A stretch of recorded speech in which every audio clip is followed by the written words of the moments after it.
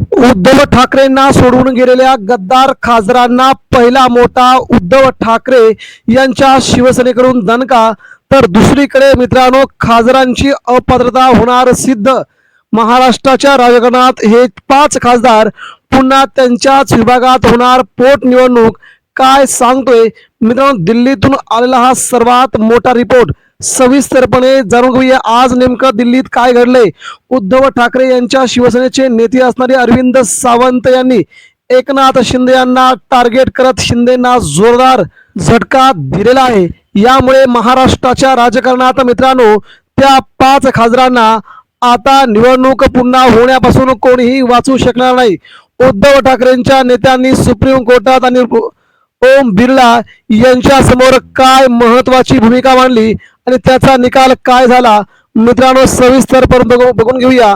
उद्धव ठाकरेंना सोडून गेल्यानंतर शिवसेना धनुष्यबाण चिन्ह आणि त्यानंतर मशाल चिन्हावरती निवडून आल्याच्या नंतर या गद्दार खासदारांनी उद्धव ठाकरेंना सोडलं का, तर आम्हाला आमच्या मतदारसंघामध्ये निधी मिळत नव्हता या एका कारणासाठी त्यांनी उद्धव ठाकरेंची साथ सोडली।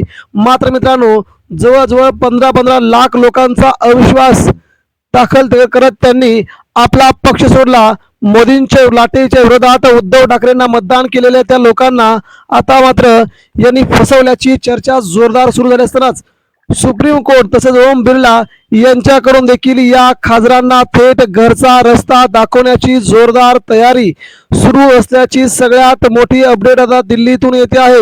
लोकसभेचं अधिवेशन सुरू होण्याच्या अगोदरच केंद्रात दिल्लीत सगळ्यात मोठ्या हालचाली सुरू झाल्या आहेत।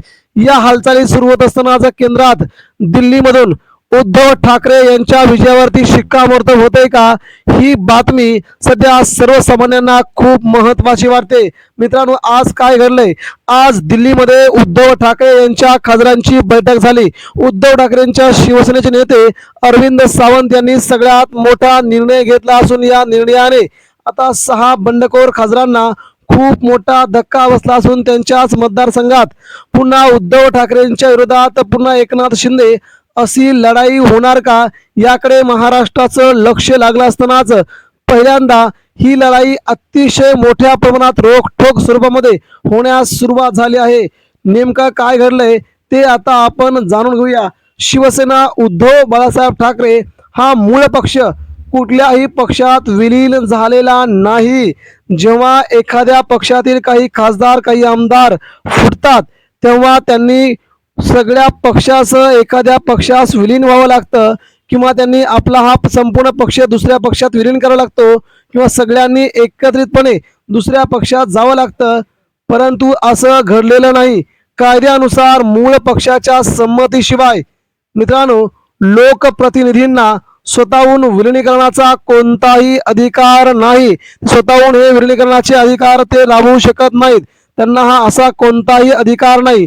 ओम बिर्ला त्यांनी देखील या अधिकाराचं खंडन करत त्यांना असे कोणत्याही स्वरूपाचे अधिकार नसल्याचं जाहीर करावं।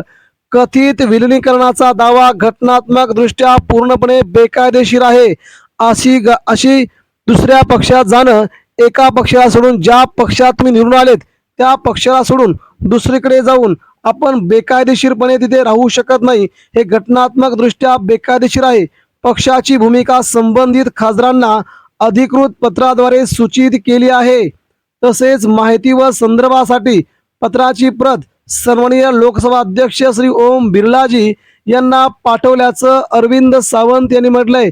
त्यांच्या म्हणण्याचा एकच अर्थ होतो की महाराष्ट्रामध्ये हे जे गद्दार खासदार आहेत त्यांना तुम्ही पात्र करू नका, ते अपात्रच आहेत। ते उद्धव ठाकरेंची साथ सोडून, मशालची साथ सोडून, शिवसेना उद्धव बाळासाहेब ठाकरे पक्षाची साथ सोडून ते गद्दार झालेत, ते पळून गेलेत, त्यांना तुम्ही अपात्रच करा अशी मागणी पुन्हा एकदा अरविंद सावंत यांनी आपल्या शिवसेना गटनेते पदाचा उपयोग करून आता गटनेता या नात्याने ओम बिर्ला यांच्याकडे मागणी केलेली आहे। यामुळे आता सुप्रीम कोर्ट आणि लोकसभेचे अध्यक्ष असणारे ओम बिर्ला यांच्या निर्णयाकडे सगळ्यांचंच लक्ष लागणार आहे।